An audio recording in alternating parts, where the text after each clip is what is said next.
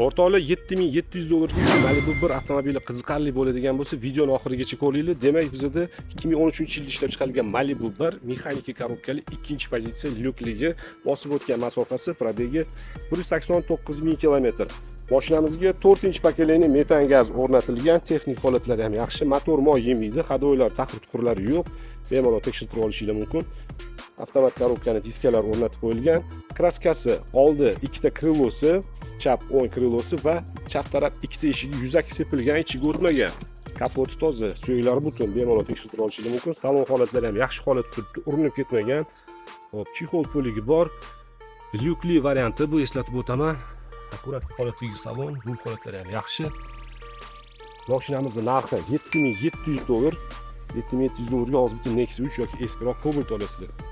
Biz sizlarga shu pulga Malibu 1 avtomobilini taklif qilamiz.